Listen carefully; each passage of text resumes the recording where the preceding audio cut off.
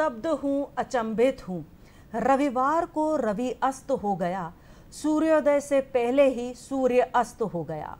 मूक माटी के रचयिता मूक हो गए, कल वो छूट गया साया, गुरु का छूट गया साया। कृपा थी जिनकी हम पर, उनकी पावन छाया, छूट गया साया। जी हाँ, हमारे संत शिरोमणि आचार्य 108 विद्यासागर जी महाराज 18 फरवरी को जिन्होंने संलेखना धारण की और हमारे साथ उनका साया छूट गया, पूरा दूरदर्शन परिवार उन्हें नमन करता है। सादर नमन उनके चरणों में। ऐसे गुरुवर जिनकी मुस्कान को पूरा दुनिया भूल नहीं सकती, जिन्होंने अपने वचनों से पूरी दुनिया को जीवन जीने की प्रेरणा दी, जिन्होंने ये बताया कि एक मानव अपने कृत्यों के द्वारा सच में ईश्वर बन सकता है। ऐसे ईश्वर स्वरूपी गुरुदेव के चरणों में हम सभी सादर प्रणाम करते हैं। नमस्कार दर्शकों, स्वागत है लाइव फोन इन कार्यक्रम नमस्कार एमपी के आज के अंक में। और आज का यह अंक आपके लिए लेकर आई हूं मैं पूर्वा राय। जी हां दर्शकों, ये कार्यक्रम बहुत ही खास कार्यक्रम होता है क्योंकि हम इस कार्यक्रम के माध्यम से आपको आध्यात्म, संस्कृति, ज्ञान विज्ञान, शिक्षा, मनोरंजन के साथ साथ कलात्मक वस्तुओं की भी जानकारी देते हैं। और इन विषय वस्तुओं की जानकारी देने के लिए हमारे साथ उपस्थित होते हैं हमारे विषय विशेषज्ञ। और इन विषय विशेषज्ञों के द्वारा आप भी अपने जो मन में प्रश्न चल रहे हैं, जो जिज्ञासा चल रहे हैं, उनके समाधान प्राप्त कर सकते हैं। वो किस प्रकार से? जी हाँ, अगले 1 घंटे तक यानी कि सुबह 8 से 9 बजे तक हमारी फ़ोन लाइंस खुली हुई रहती हैं। आप हमें फ़ोन कर सकते हैं, तो उसके लिए जल्दी से हमारे फ़ोन नंबर्स नोट कर लीजिए, जो कि हैं भोपाल के STD कोड के साथ में 0755266049। साथ ही साथ दर्शकों, हमारे टोल फ्री नंबर है, जी हाँ, ये बिल्कुल निःशुल्क नंबर है, जिसे आप लिख सकते हैं, जो है 1800233040। आपके प्रश्नों का हमें इंतजार रहेगा। और चलिए, कार्यक्रम की प्रथा के अनुसार हम देखते हैं कि आज का पंचांग क्या कहता है, आज की तिथि क्या है। विक्रम संवत 2080 माघ शुक्ल पक्ष दशमी है तिथि, 19 फरवरी 2024 है तारीख और दिन है सोमवार। जी हाँ, ये दिन आपके लिए मंगलमय हो, शुभमय हो, यही हम कामना करते हैं। जो भी हमारे दर्शक हमारा कार्यक्रम देख रहे हैं, जिनका भी जन्मदिन है, जिनकी भी शादी की वर्षगांठ है, उन्हें बहुत सारी बधाइयाँ प्रेषित करता है हमारा कार्यक्रम। चलिए आगे बढ़ते हैं और देखते हैं कि इतिहास क्या कहता है, क्योंकि प्रत्येक दिन, प्रत्येक तारीख अपने अंदर एक बहुत ही खास इतिहास संजोए हुए रहती है और इस इतिहास के जरिए हम अपने भविष्य को सुधार सकते हैं। तो देखते हैं आज का इतिहास क्या है।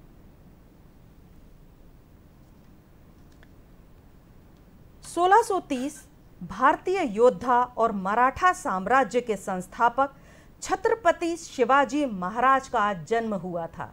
जी हाँ, ये वो योद्धा थे जिन्होंने देश को अलग राह दिखाए, जिन्होंने अंग्रेजों को ये बता दिया कि एक सच्चा भारतीय क्या होता है। एक भारतवर्ष का सपूत आज हमारे लिए मिसाल कायम किए हुए है।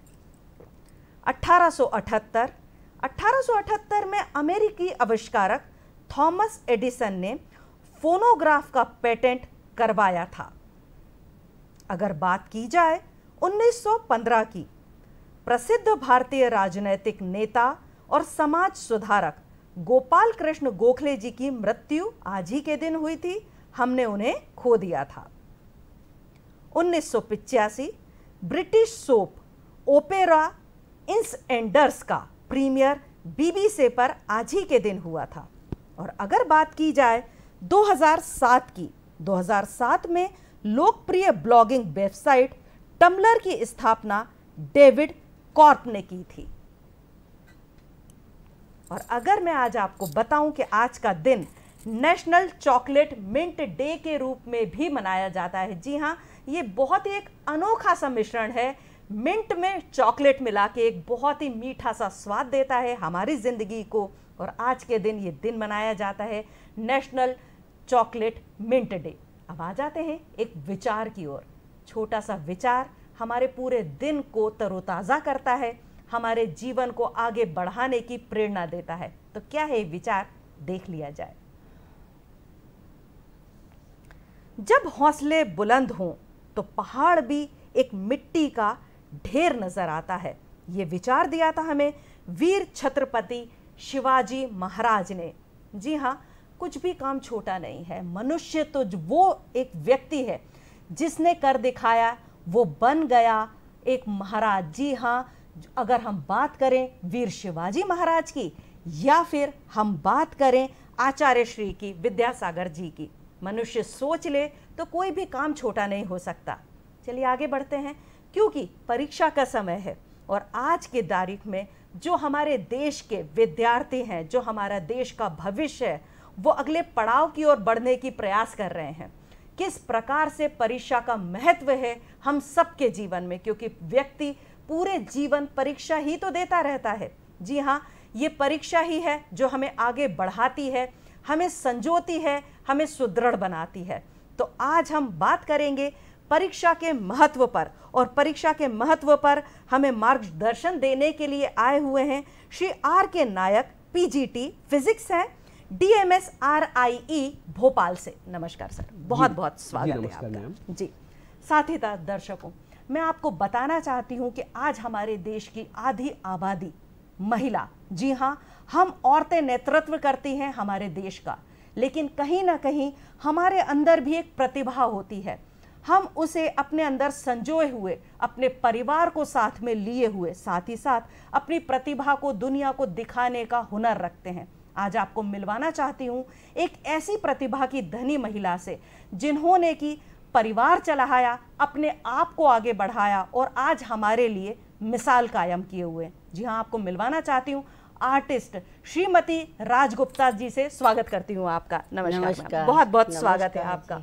तो मिलेंगे हम ऐसे दो शख्सियत से जिन्होंने कि देश को मिसाल कायम की, आज हमारे बच्चों को भी आगे बढ़ाया, उनको मार्गदर्शन देते हैं। तो क्यों ना सबसे पहले नायक सर के पास चला जाए। और नायक सर, आप ये बताइए कि परीक्षा क्यों जरूरी है एक व्यक्ति के जीवन में?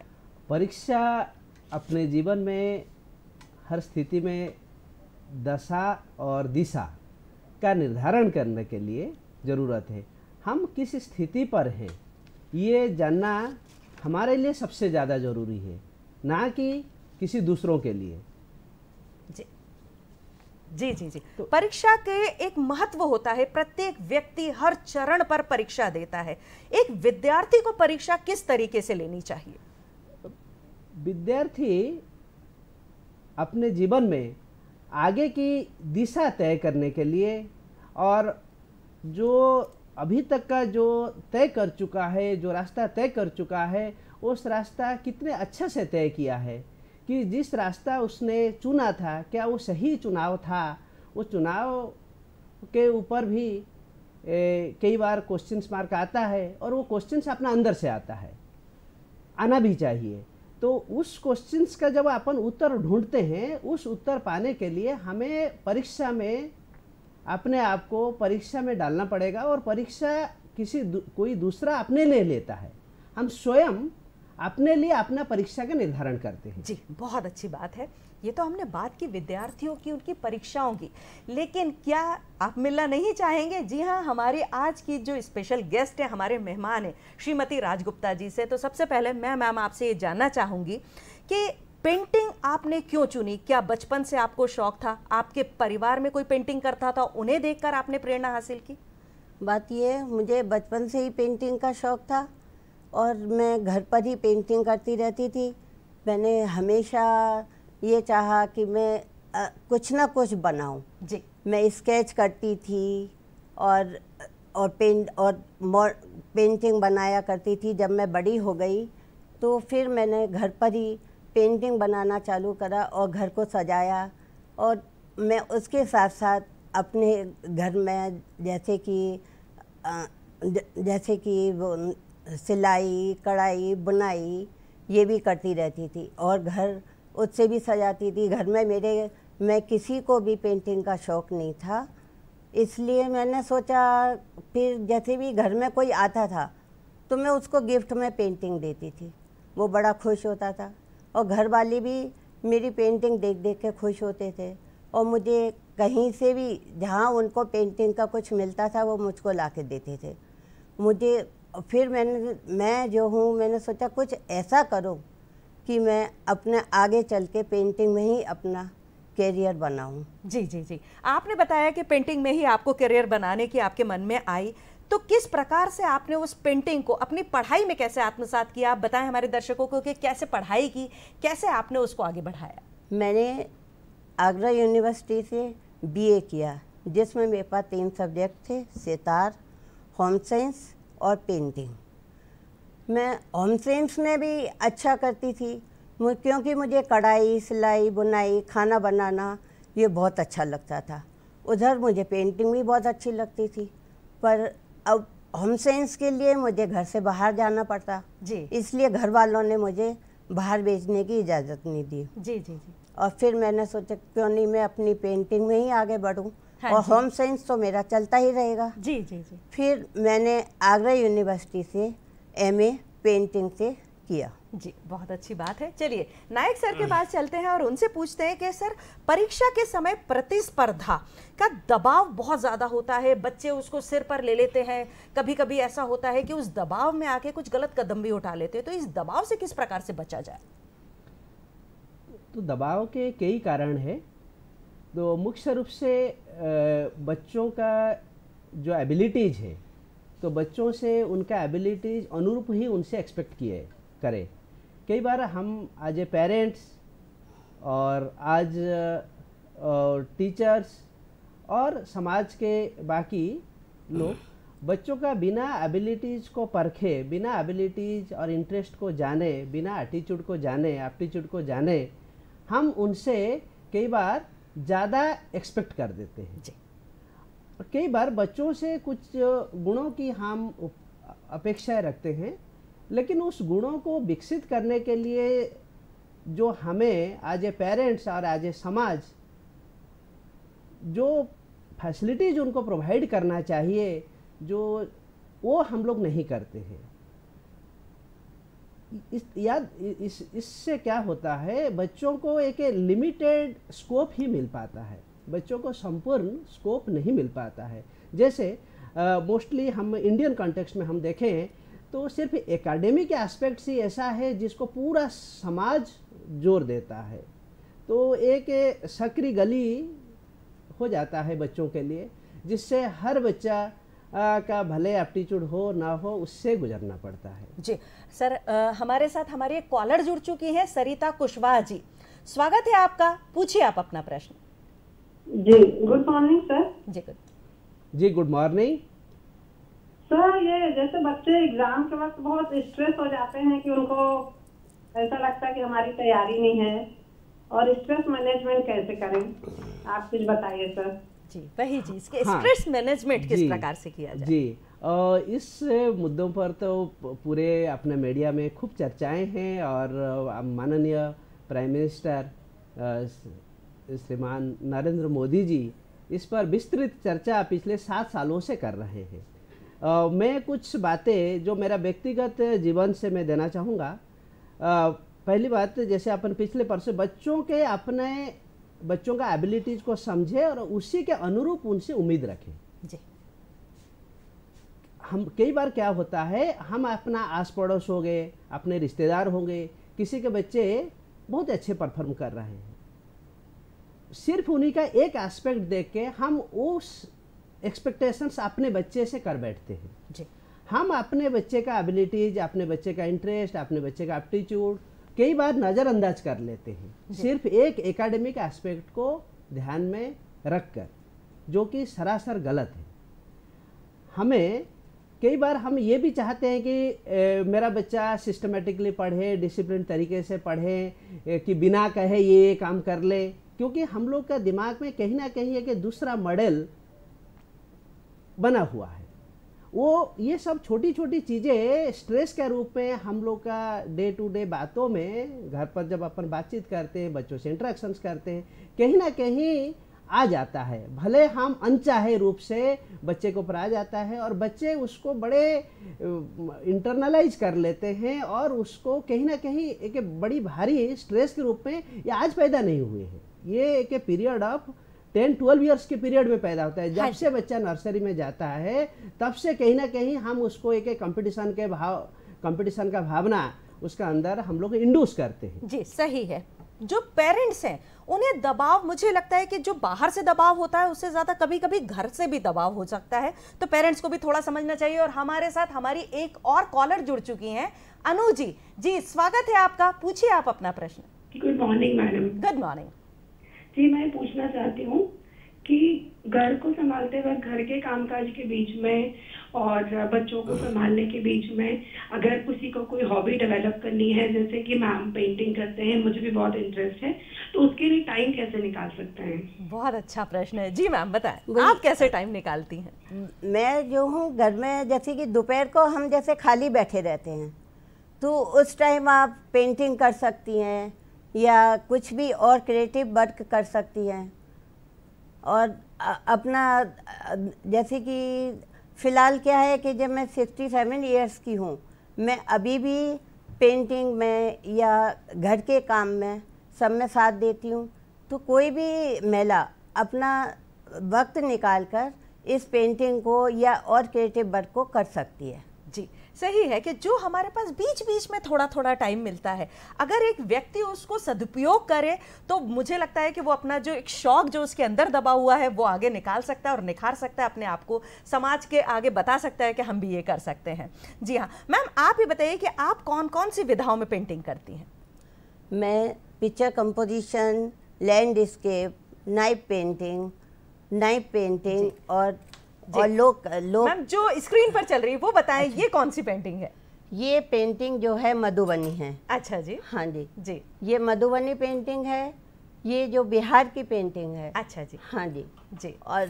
और ये भी मधुबनी पेंटिंग है, ये भी बिहार की पेंटिंग है। अच्छा जी। हाँ जी। और ये पेंटिंग केरल की है, केरल की म्यूरल पेंटिंग है। अच्छा जी। हाँ जी जी। और ये जो है पिक्चर कंपोजिशन है। अच्छा जी। हाँ जी जी। और ये जो है केरल की म्यूरल पेंटिंग है। अरे वाह। हाँ जी जी। और ये मैं सब ये जो है गॉन पेंटिंग है। जी। हाँ जी जी।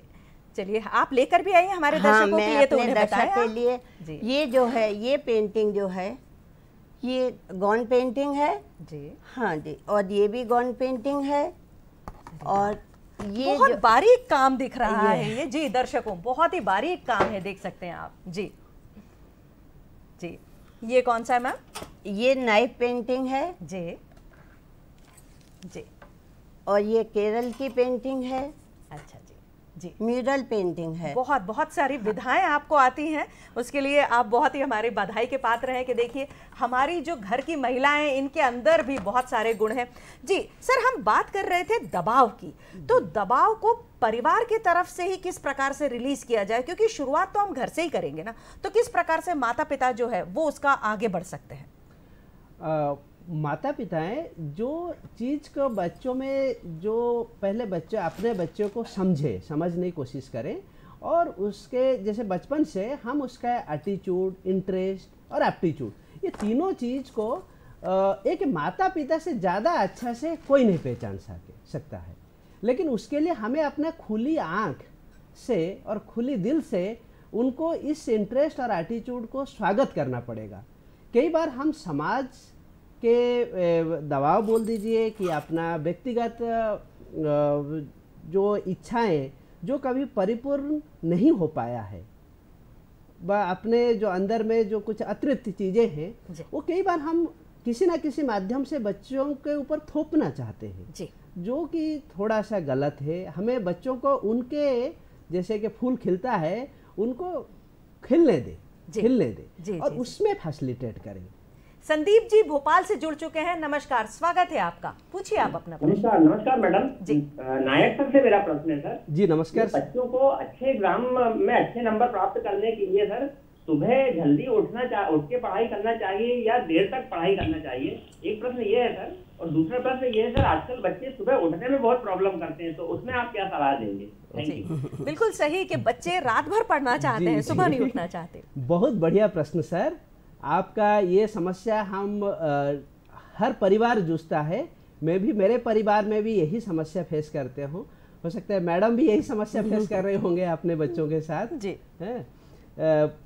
और मेरा जैसे 20-21 साल का अनुभव है पढ़ाने का, और उससे पहले बच्चों को गाइड करने का 5-7 ईयर्स के, तो मोर देन 30 ईयर्स के एक्सपीरियंस से मैं यही बोल सकता हूँ सर, सुबह उठना तो कोई दूसरी ऑप्शन नहीं है, द बेस्ट। उसका एक साधारण तौर पर मैं थोड़ा सा हटकर बात बोल रहा हूँ, हम अपने भले जो बच्चों का सेलिब्रिटी स्टार्स हो जाएं, so they have a very good schedule, very good schedule. अपना प्राइम मिनिस्टर श्रीमान नरेंद्र मोदी जी का व्यक्तिगत जीवन को देख ले, और जो सक्सेसफुल पर्सन्स होते हैं वो सुबह का समय को बहुत अच्छे से यूटिलाइज करते हैं, उसका कोई अल्टरनेट नहीं है। बाकी दूसरी बात होती है कि उसको हम अपने बच्चों में इस प्रकार का जो एक हैबिट है इसको कैसे डेवलप करें, कैसे शुरुआत करें।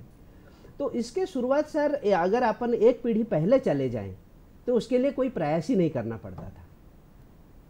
जब हम अपने बचपन में चले जाते हैं तो कभी प्रयास नहीं करना, क्योंकि पूरा समाज उसी रूप से उठता था। आप सूर्योदय से पहले संपूर्ण आसपास के परिवार भी उठ रहा है, सब उठ रहा है, अपना नित्य कर्म कर रहा है, और ये लेट उठना कि लेट काम शुरुआत करना कि लेट जागना, ये तो मतलब पिछले 25-30 साल बोल दीजिए कि पिछले 15 साल बोल दीजिए कि बहुत ज़्यादा मात्रा में थोड़ा सा बढ़ गया है ये। जी जी जी, बिल्कुल बिल्कुल।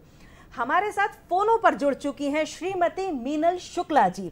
जी हाँ, ये अपर डिवीजन टीचर हैं शासकीय Sarojini Naidu girls higher secondary school Shivaji Nagar से। नमस्कार मैम, बहुत बहुत स्वागत है आपका हमारे कार्यक्रम में।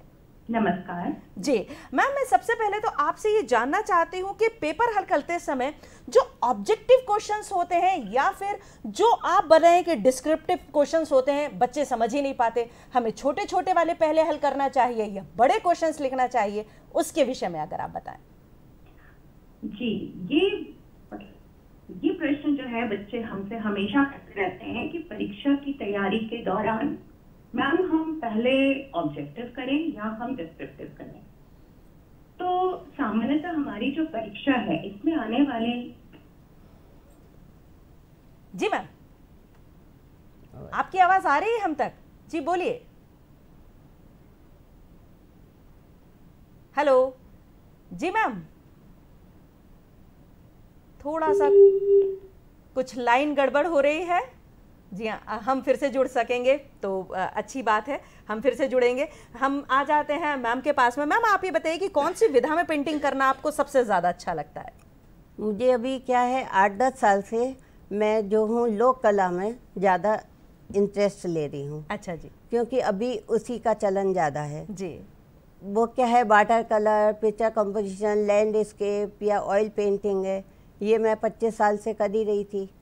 अब मैंने सोचा क्यों नहीं मैं अब नया कुछ करूं जी, जो अभी चल रहा है। इसलिए मैंने अभी लोक कला पर जैसे कि मधुबनी है, गौन पेंटिंग है, नाइफ पेंटिंग है और वर्ली पेंटिंग है और केरल की म्यूरल पेंटिंग है। जी, इस पर मैं अभी ज़्यादा काम करती हूँ। आप हमारे लिए साड़ी भी लेकर आई हैं, आप हमारे दर्शकों को बताइए कि ये आपने कैसे पेंट की हुई है? ये साड़ी मैंने फैब्रिक कलर से पेंट की है। अरे वाह, हाँ। क्या बात है, बड़ी ही खूबसूरत सी साड़ी बनी हुई है। देखिए कितना मतलब एक अनोखा आर्ट है कि हम खुद अपनी जो कला है उसको बना के खुद शेड देने पड़ते हैं जी। सब इसमें जो पहले डार्क करते हैं, फिर उसके बाद लाइट करते हैं, फिर ऐसे करके इसमें शेड दे दे के पेंटिंग करते हैं। और ये जी हाँ जी, जो सर्वाधिक आनंद आता है वो किस विधा को करने में आता है? मुझे अभी सबसे ज़्यादा गौन पेंटिंग और मधुबनी पेंटिंग और ये मधुबनी पेंटिंग और बल्ली पेंटिंग, और अभी मैं साड़ियों पे पेंट कर रही हूँ। और आजकल क्या है ज़्यादातर लोग ये कैनवास पे पेंटिंग नहीं करते, साड़ियों पर पेंटिंग करवा रहे हैं और अपनी शर्ट पर पेंटिंग करवा रहे हैं। मेरे पास जो ये बल्ली पेंटिंग है या गौन पेंटिंग है और ये मधुबनी पेंटिंग है, ये सब मैं साड़ी पर कर रही हूँ और अभी शर्ट पर भी कर रही हूँ। जी जी जी, बहुत अच्छी बात है।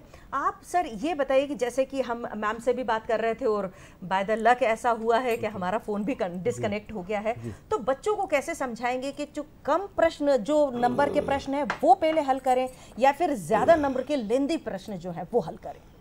तो इसका एक सरल नियम ये है कि जो क्वेश्चंस बच्चे बहुत अच्छे से कर सके तो वो प्रश्न बच्चे पहला करें जी।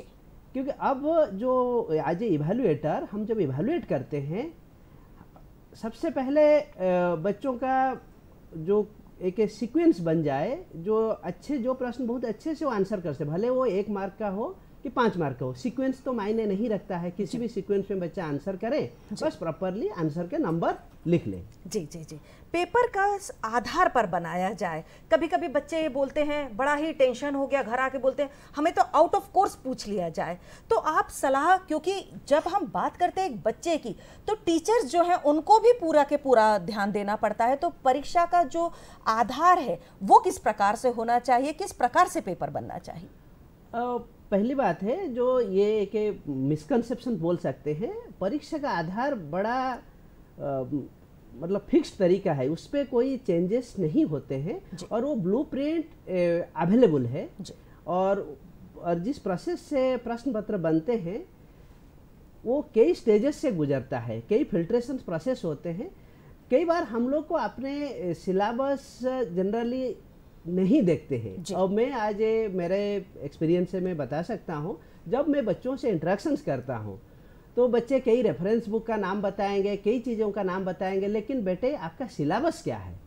तो सिलेबस बच्चे जो मूलभूत जो सिलेबस है, तो ये अधिकतर बच्चों में, अगर एक परसेंटेज टर्म्स में मेरे व्यक्तिगत अनुभव से मैं बात करूं तो इवन 70 से 80% बच्चों को अपने सिलेबस का जो एक ज्ञान है, जो कि मूल रूप से सेशन का शुरू में होना चाहिए, मुझे क्या क्या पढ़ना है, कितने हद तक पढ़ना है और इसमें किस प्रकार का प्रश्न मेरे से उम्मीद की जाती है। जी जी।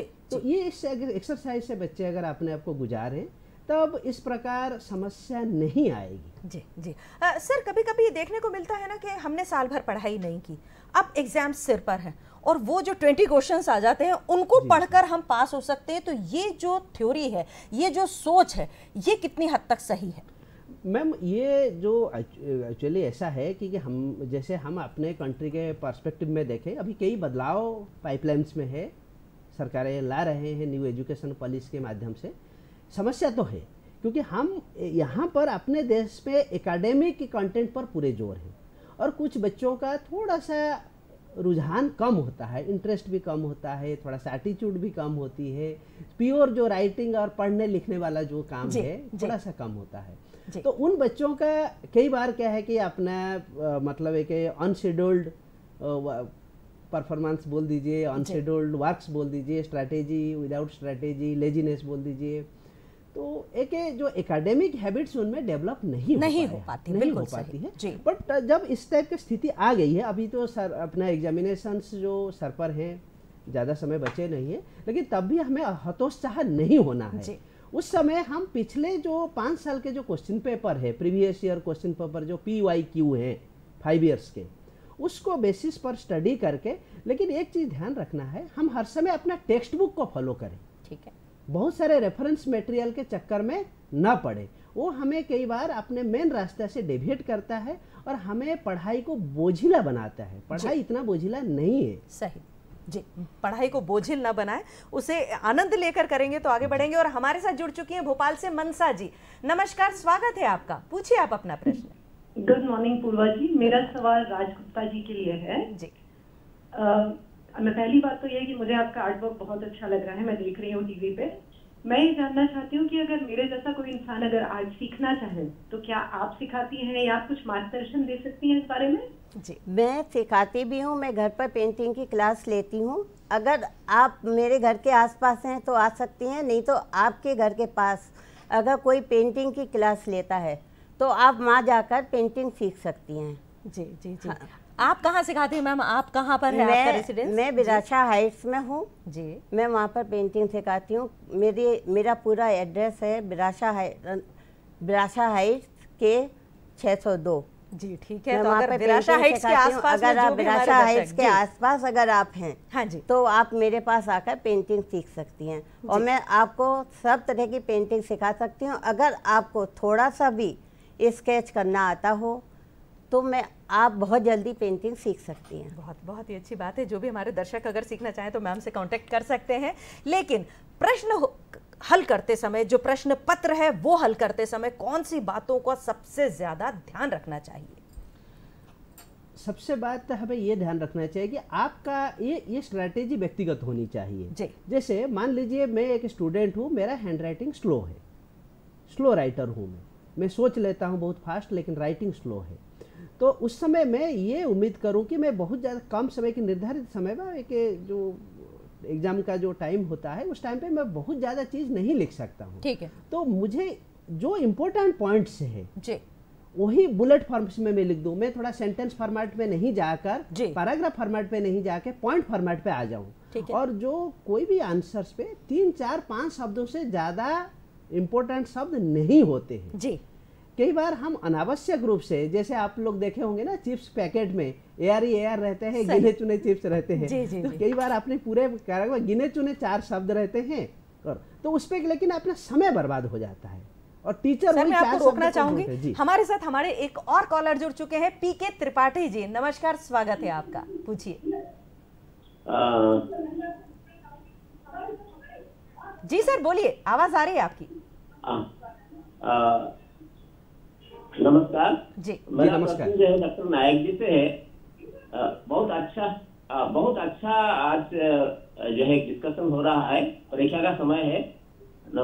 मैं अभी एक चीज मेरा दिमाग में आ रहा है कि हम अपना एज ए पेरेंट्स अपना बच्चों के अंदर हर एरिया में जो है कंपटीशन में उसको पार्टिसिपेट कराते हैं और देखना चाहते हैं कि अच्छी नंबर 1 होना चाहिए, चाहे खेलकूद में भी नंबर 1 हो, पढ़ने में भी नंबर 1 हो, या पेंटिंग में नंबर 1 हो, या कोई ऐसे कंपटीशन में जा रहा है उसमें भी नंबर 1 हो। जिसके कारण क्या होता है कि बच्चे का ऊपर जो है पढ़ने के अलावा बहुत सारे जगह में उसका दबाव आ जाता है और वो पढ़ने को नेग्लेक्ट करना शुरू करता है। तो इसलिए मेरा क्वेश्चन है डॉक्टर नायक जी से कि क्या हम बच्चों के ऊपर हर चीज में नंबर 1 हो उसके ऊपर ध्यान देना चाहिए, या उसका एक हर एरिया में अच्छा करे लेकिन नंबर 1 का कंपटीशन जो है वो ना रहे उसके अंदर, तो वो उसके ऊपर आप थोड़ा सा प्रकाश डालें। मैं ये क्वेश्चन पूछता हूं डॉक्टर नायक जी। मुझे ऐसा लगता है कि हर परिवार में हर व्यक्ति खुद ये सोचता है कि मैंने ये काम नहीं किया ना, अब मेरा बच्चा इसमें नंबर 1 होगा। बिल्कुल सही प्रश्न किया है कि हम बच्चे को ये चाहते हैं, तुम ये नहीं चाहते कि तुम अच्छा करो। जी, उसके विषय में बताइए।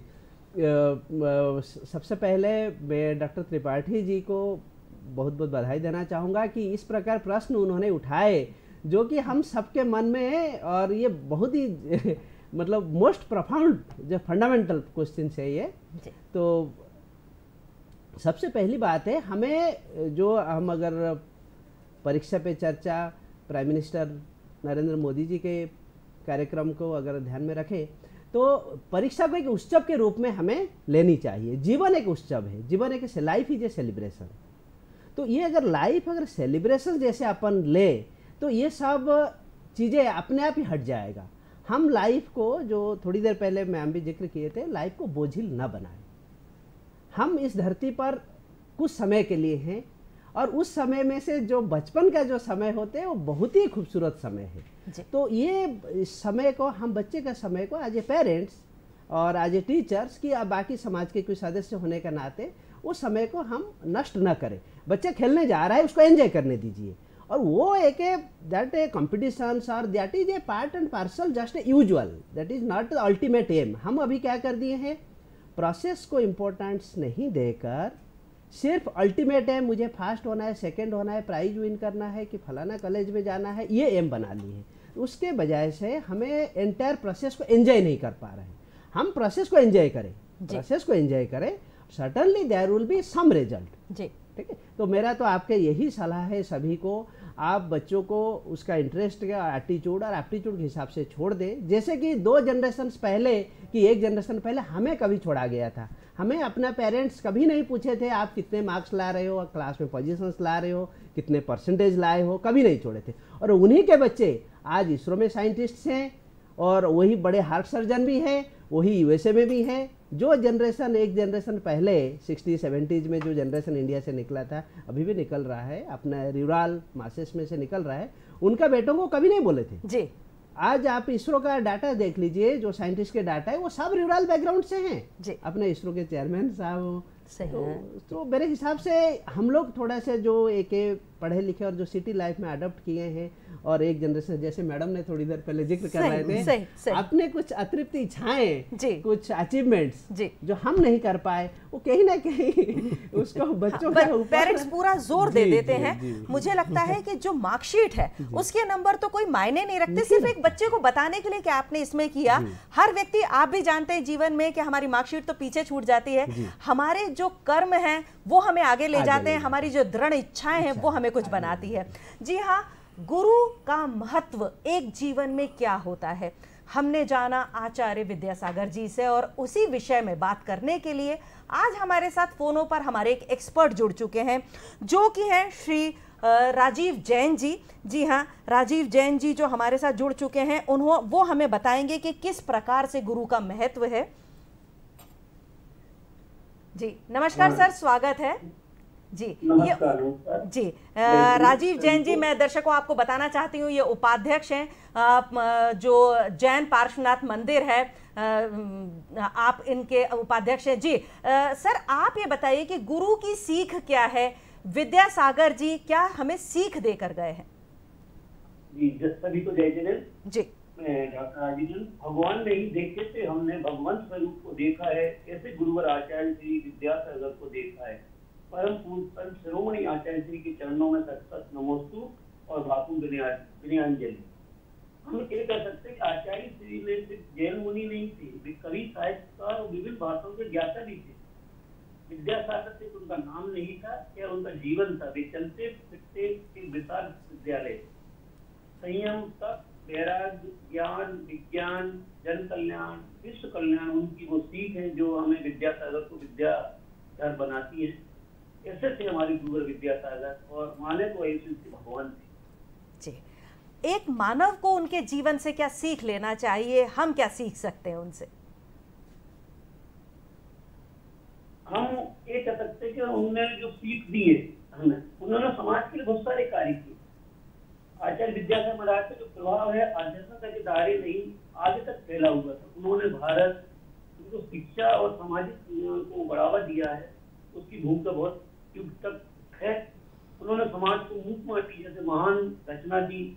संपूर्ण भारतवर्ष में उन्होंने अनेक स्थानों पर गौशालाएं, प्रतिभा स्त्री जैसे शिक्षा संस्थान, हथकरघा केंद्र तथा भिन्न भिन्न प्रकार की लोक मंगलकारी योजना का शुभारंभ कराया। अनेक कारागारों में वहाँ रह रहे हजारों लोगों के जीवन में उन्होंने बहुत परिवर्तन भी किए। एक अभूतपूर्व कार्य आपके आशीर्वाद से चल रहा है। उनकी यही अभिलाषा थी, यह देश अपनी उदार शिक्षा और जीवन दर्शकों को देकर। जी, हमें क्या आत्मसात करना चाहिए, क्योंकि अब तो गुरुवर हमें छोड़ चुके हैं, तो हम अपने जीवन को आगे कैसे बढ़ा सकते हैं उनके बिना?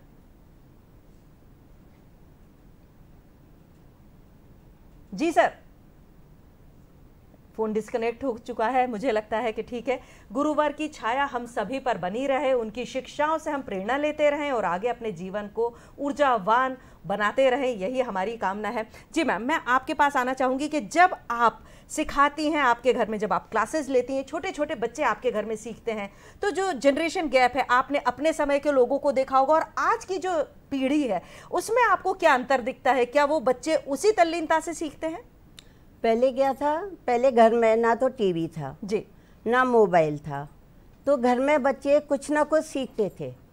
तो जैसे कि पड़ोसी के बच्चे थे, मैं पेंटिंग करती थी तो वो पड़ोसी के बच्चे मेरे पास आते थे कि दीदी मुझे ये सिखा दो, तो मैं उनको सिखा देती थी। आज के युग में क्या है, आज टीवी हो गया है, मोबाइल हो गया है, बच्चे उस पर ज़्यादा ध्यान देते हैं। और घर के जो पेरेंट्स हैं वो भी ये सोचते हैं, अरे बच्चा हमको बात नहीं करने देता, तो लिया मोबाइल बच्चों को दे देते हैं। मैं ये चाहती हूँ कि बच्चों को मोबाइल नहीं देकर उनको किसी न किसी चीज़ में, क्रिएटिव वर्क में उनको लाना चाहिए। मैं ये नहीं कहती कि वो पढ़ाई नहीं करें, उनको पढ़ाई के साथ साथ अपना एक कैरियर बनने, कुछ भी अपने जैसे करें, उसमें उनकी हॉबी आएगी। जैसे ये नहीं है कि उनको पेंटिंग ही करना है, आज के युग में जैसे बैडमिंटन खेलना, क्रिकेट खेलना, ये कुछ भी बच्चे करें तो इससे उनका क्या है, टीवी छूटेगा और उनका मोबाइल भी छूटेगा। जी जी जी, बच्चों के ऊपर जो एक मीडिया का प्रेशर है वो भी बहुत ज़्यादा हो जाता है। आप मैम ये बताइए कि जब आपने पेंटिंग की, परिवार का कितना साथ रहा, परिवार की भूमिका क्या है? क्योंकि जो इतनी खूबसूरत आप पेंटिंग्स बनाती हैं तो नो डाउट परिवार का भी कुछ ना कुछ सपोर्ट तो होगा।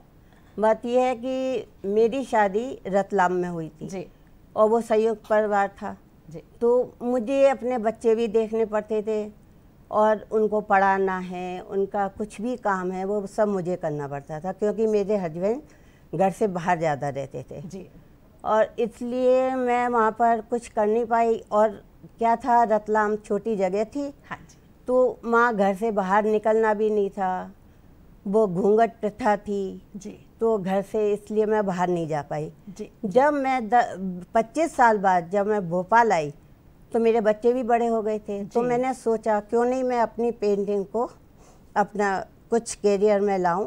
फिर मैंने अपना पेंटिंग बनाना चालू करा जी, और जब मैं वो पेंटिंग बनाना चालू करा तो मुझे घर के सहयोग मिला, जिसमें फिर 10-12 साल बाद मेरी बहू आ गई, जी, वो भी मेरे संग पेंटिंग करने लगी। आज वो मेरे संग बैठ के पेंटिंग करती है। जी, जी, जी। शुरुआत कहीं से भी की जा सकती है, जिंदगी आपको मौका देती है, आपको बस उसे कैच करना पड़ता है। आप मुझे ये बताइए सर कि जैसे कि मैडम ने बताया कि एक एक्स्ट्रा करिकुलर एक्टिविटीज़ करने से चौतरफा विकास होता है, तो स्कूल्स में भी हम एक पीरियड तो रखते ही हैं, उसका कितना सहयोग रहता है एक बच्चे को आगे बढ़ाने के लिए? मैडम, मैम का तो बड़ा मतलब इमोशनल भी एक्सपीरियंस था और बड़ा एक एनकरेजिंग एक्सपीरियंस है, हम लोग का सबके सामने है and she is there today at this level जी। और जो प्रश्न आपने मैडम किए वो बहुत ही ज़्यादा इम्पोर्टेंट, उसको आजकल एक्स्ट्रा करिकुलर पहले बोला जाता था, फिर को करिकुलर शब्द से संबोधित किया गया और अब तो करिकुलर शब्द ही बोला जाता है। वो एक्स्ट्रा करिकुलर भी नहीं है, को करिकुलर नहीं, अभी करिकुलर है। जैसे हम मैथमेटिक्स, साइंस, सोशल साइंस को जिस रूप में देखते हैं, इसी रूप में हम फाइन आर्ट्स को देखते हैं, इसी रूप में हम स्पोर्ट्स को देखते हैं, इसी रूप में हम होम साइंस को देखते हैं, एक ही रूप जी। तो इससे बाकी बच्चों, मेरा व्यक्तिगत अनुभव है, जब बच्चा एक क्रिएटिव आर्ट में अपने आप को एंगेज करता है, उसके बाकी सब्जेक्ट में जी बहुत ज़्यादा बेटर परफॉर्मेंस होता है, इसका मन ज़्यादा अच्छे से पढ़ाई में लग पाता है।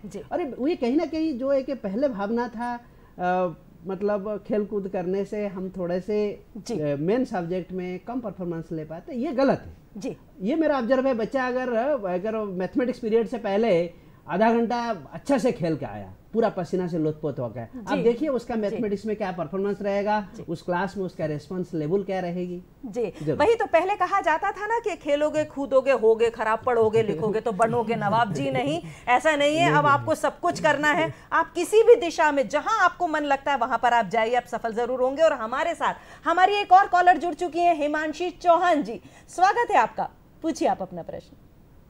सर मेरा नाम हिमांशी चौहान है, मैं अभी क्लास 10th के लिए बोर्ड्स के लिए अपेयर होने वाली हूँ। और सर मेरा मेजर क्वेश्चन यही है कि कभी कभार हम लोग कैलकुलेशन मिस्टेक्स कर देते हैं क्वेश्चन में, तो ऐसे टाइम पर हम लोग पूरा क्वेश्चन सॉल्व होने के जस्ट बाद रीचेक करें या फिर पूरा पेपर जब हमारा सॉल्व हो जाए तब हम क्वेश्चन को वापस से देखें? बिल्कुल सही, बहुत सही प्रश्न है जी। ये बहुत बढ़िया प्रश्न, और ये अधिकतर बच्चों इसी स्टेज से गुजरते।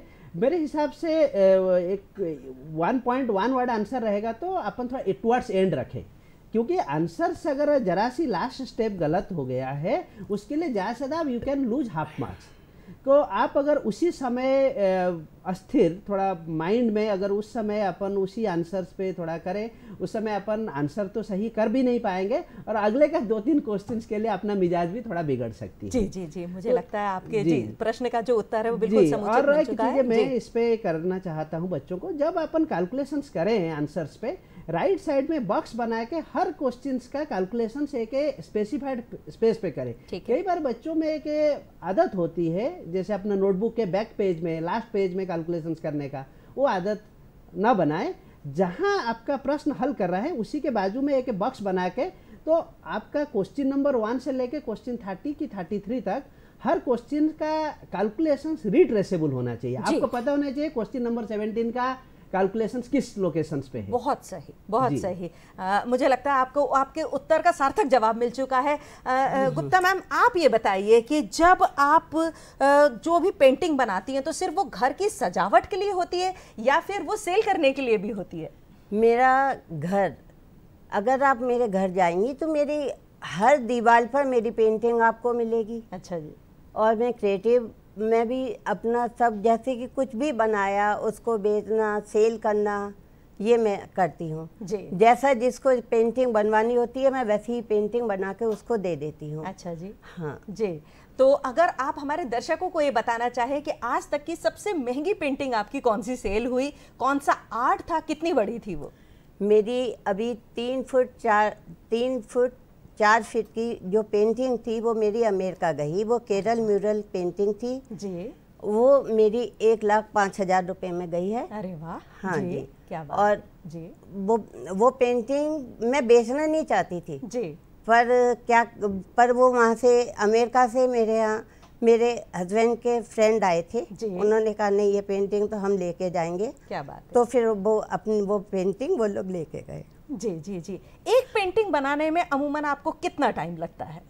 मुझे एक पेंटिंग बनाने में 1 हफ्ता भी लग जाता है, 1 महीना भी लगता है, 3 महीने लगते हैं। जो मैंने अभी म्यूरल पेंटिंग बनाई थी वो मेरी 6 महीने में बनी थी, जिसमें कि मैं 4-4 घंटे घर में पेंटिंग बनाने में टाइम देती हूँ। दर्शक भी देख सकते हैं कितनी बारीकी से बना हुआ है, कितने खूबसूरत कलर हैं।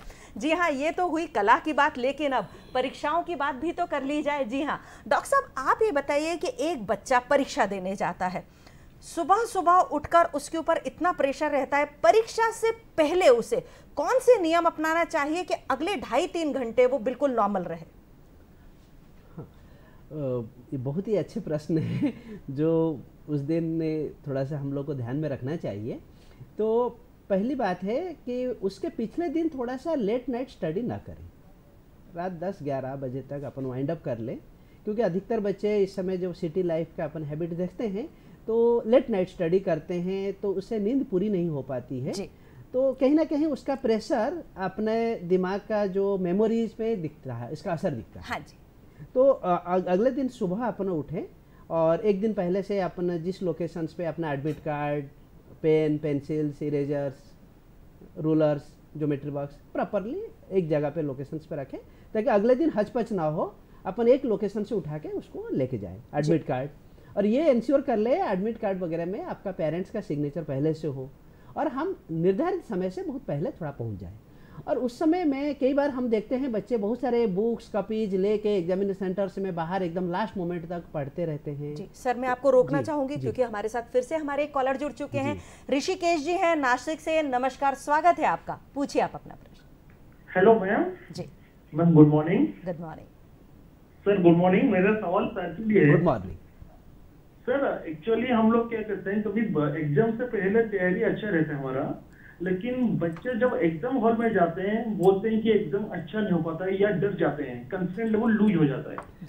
इससे प्रॉब्लम क्यों होता है? जनरली बच्चे तो अच्छे तैयारी भी रहते हैं, एग्जाम से पहले स्टोरी भी अच्छा रहता है, लेकिन मोस्टली आप देखा जाए तो एग्जाम हॉल में जाने के बाद वो रिजल्ट अच्छा नहीं हो पाता है। बहुत बढ़िया प्रश्न है ऋषिकेश जी, आपने बहुत अच्छे प्रश्न किए हैं और ये अधिकतर बच्चों का जेन्युइन समस्या है। तो इसका मूल कारण ये है कि कई बार बच्चे अपने आप से कई ज्यादा उम्मीद करते हैं। आप अपना एक्सपेक्टेशंस लेवल कम रखिए। मान लीजिए आप 90% रेंज के बच्चे, आप अपने ठीक है मैं 50 मार्क्स तो मेरा आराम से आ जाएगा। तो जब आप अपने एक्सपेक्टेशंस अपने से खुद से भी कम रखते हो तब आप उसके बाद आपका हर एक स्कोर आपको बोनस जैसा फील होता है। और आप हर बात अपन जानते हैं, कोई चीज अपन को जब एडिशनल मिल जाता है बड़े खुशी होती है। तो आपको भी एग्जामिनेशन में जो आप सोच के जाओगे कि मुझे तो ये 70 मार्क्स पेपर है कि 100 मार्क्स का पेपर है, 30 मार्क्स तो मेरा 100% आने वाला है किसी भी हालत में। तो 30 क्या 30 के बाद 40 भी आ जाएंगे, अरे ये भी तो आता है मुझे, अगला क्वेश्चन ये भी आता है। अपन सोच लेते हैं मुझे तो इस पेपर में 98 लाना था, एक क्वेश्चन मुझे नहीं आ रहा, मेरे तो 98 वाला परफॉर्मेंस कहीं से कहीं। तो ये नहीं सोचना है, ठीक है। आप अपना उम्मीद से कम रखो, ठीक है मेरा 70 तो आ जाएंगे, 70 के बाद हो सकता है जैसे आप करते जाएंगे, आप प्रश्न पत्र हल करते जाएंगे, आपका उसी ड्यूरेशन में कॉन्फिडेंस लेवल जनरेट होता है। जब अपन परफॉर्म करते हैं, अपने परफॉर्मेंस को देख के अपने आप से एक खुशी होती है, और उस खुशी के चलते जो नहीं आ रहे वही चीजें भी आ जाता है। बिल्कुल और इसका उल्टा असर भी पड़ता है। हाँ कई बार एक्सपेक्टेशन ज्यादा होने से हम उसी समय फ्रस्ट्रेशन पे आ गए अपने से, तो आते हुए चीज में हम भूलने लगते हैं। बिल्कुल बिल्कुल। तो मेरे हिसाब से मेरा जो आप चाह रहे थे जी कि मुझे लगता है परीक्षा की तैयारी एक दिन पहले रात तक तो पूरी कर लेनी चाहिए, लेकिन थोड़ा सा समय खुद को देना चाहिए, थोड़ा नींद प्रॉपर हो, थोड़ा सा जो अगर आप कुछ और काम करते हैं, जैसे कि मैडम ने बताया कि थोड़ी सी अगर पेंटिंग कर ली जाए या अपनों से बात कर ली जाए, नींद प्रॉपर हो, सवेरे थोड़ा अपने आप को टाइम दिया जाए, और जो दूरी है, क्योंकि कभी कभी ऐसा होता है ना कि हड़बड़ी में हमें पता ही नहीं चलता कि कितनी दूरी पर हमें परीक्षा देने जाना है, तो उसका मूल्यांकन पहले कर लिया जाए कि हम कितनी दूरी पर हमें जाना है, प्रॉपर जो कंपास में हमें सामान रखना है वो हम रख लें, अपना एनरोलमेंट नंबर अपने पास में रख लें। तो ये सब जरूरी बातें अगर बच्चे पहले से तैयार कर लेंगे और माँ बाप भी उन्हें, जो अभिभावक है उन्हें भी पहले से थोड़ा सा सहयोग कर देंगे, तो वहां जाके थोड़ा सा उनको जो प्रेशर है वो रिलीज हो जाएगा। कभी कभी ऐसा होता है कि पहले क्वेश्चन पर अटक गए, अब बच्चे वही करे जा रहे हैं, वो कितना ज्यादा वो उनको वहीं पर छोड़ के अगले पर आ जाना चाहिए, इसके विषय में बताएं। जी मैम, आप बड़े सटीक प्रश्न पूछे, और ये समस्या है, वो दिखता है। और कई बार जैसे उनको उसी समय इसको छोड़ देना चाहिए। पहली बात है, जो 15 मिनट समय हमें एग्जामिनेशंस में पहले दी जाती है, उस समय को हम लोग अपने प्लानिंग में यूज करें। और प्लानिंग इस प्रकार हो, एंटायर प्रश्न पत्र में जो प्रश्न हमें सबसे अधिक अच्छे से आता हो, तो उस प्रश्न को प्रायोरिटीज दें। वो ऑर्डर वो किसी भी नंबर का प्रश्न हो सकता है। कई बार हम एक प्री कॉन्सेप्ट नोशन के साथ जाते हैं, मन में बड़े अपने पेरेंट्स हो, टीचर्स हो, ये बिठा देते हैं कि बड़े वाले क्वेश्चन, 5 मार्क वाले क्वेश्चंस को तो पहले करना, कि लॉन्ग आंसर वाले को पहले करना। तो कोई आप एक इस टाइप का एक प्री कॉन्सेप्ट नोशन के साथ मत जाइए। आपको जो प्रश्न अच्छे से आता है उसको पहले करें, जो क्वेश्चन में जरा सी दिक्कत आ रहा है उसको आप इमीडिएटली क्विट कर सकते हैं, क्योंकि आपका जो इवैल्यूएटर है उस प्रश्न को किसी भी सीक्वेंस में आप करें, किसी भी लोकेशंस पे करें, आपको उतना ही मार्क्स मिलेगा। और एक चीज इसमें मैं बोलना चाहूँगा, कई बार बच्चे आंसर प्रोपोर्शनेट टू मार्क लिखें। आपका 1 मार्क का क्वेश्चन से, 1 मार्क का क्वेश्चन में हम बच्चों से इतना ही उम्मीद करते हैं, बच्चा एक शब्द लिख दे कि ज़्यादा से ज़्यादा एक सेंटेंस लिख दे, उससे ज़्यादा की ना बच्चों से उम्मीद की जाती है, ना बच्चों को लिखना चाहिए। कई बार बच्चों को ये देखते हैं, बच्चे एक पैराग्राफ लिख लेते हैं 1 मार्क से प्रश्न पे, तो उस पर समय नष्ट होता है, उससे अपन बचें। जी, मीनल शुक्ला जी हमारे साथ फिर से जुड़ चुकी हैं लाइन पर। जी मैम, बहुत बहुत स्वागत है आपका।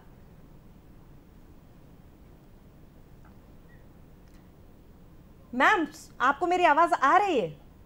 मीनल शुक्ला मैम, चलिए लाइन फिर से कुछ डिस्कनेक्ट हो रही है, ठीक है, सॉरी है उसके लिए। जी मैम, मैं आपसे पूछना चाहूंगी कि जब आपको अप्रिशिएशन मिलता है तब आपको कैसी फीलिंग आती है, जब लोग आपसे कहते हैं कि अरे हमने तो कभी सोचा ही नहीं था कि आज आप इस मुकाम पर हैं, या आपने कभी सोचा था कि आज आप इस मुकाम पर आएंगी? जब मैंने ये सोचा भी नहीं था कि मैं इस मुकाम पे पहुंच जाऊंगी। जी, मुझे जैसे कि कोई आता है, मुझे कहता है कि अरे आप इस एज में आकर इतनी अच्छी पेंटिंग कर रही हैं और घर को भी संभाल रही हैं, तो मुझे बहुत अच्छा लगता है। तो इसीलिए मैं सोचती हूँ कि मेरे जो हैं लेडीज़, अगर वो भी कुछ करें तो उनको भी घर का कुछ काम करें या घर में कुछ क्रिएटिव वर्क करें, तो उनको भी घर वाले आकर कहेंगे कि अरे आप इतना अच्छा काम कर रही हैं। मैं सबको यही राय दूंगी कि सब कुछ ना कुछ अपने घर में करें। जी जी, हाँ। मुझे लगता है आज बहुत ही सार्थक चर्चा रही हमारी। हमने बच्चों को सिखाया कि किस प्रकार से आप एक अलग काम करके, अपनी क्रिएटिविटी करके अपने दिमाग को स्थिर कर रख सकते हैं और अपनी पढ़ाई में पूरा ध्यान रख सकते हैं। सर आप आए, मैम आप आई, आपके लिए बहुत बहुत धन्यवाद जी। धन्यवाद। दर्शकों, आज के अंक में हमने बहुत ही सार्थक चर्चा की। अगले अंक में सुबह 8 से 9 कल सुबह फिर मुलाकात होगी कार्यक्रम नमस्कार एमपी में। तब तक के लिए मुझे आज्ञा दीजिए, नमस्कार।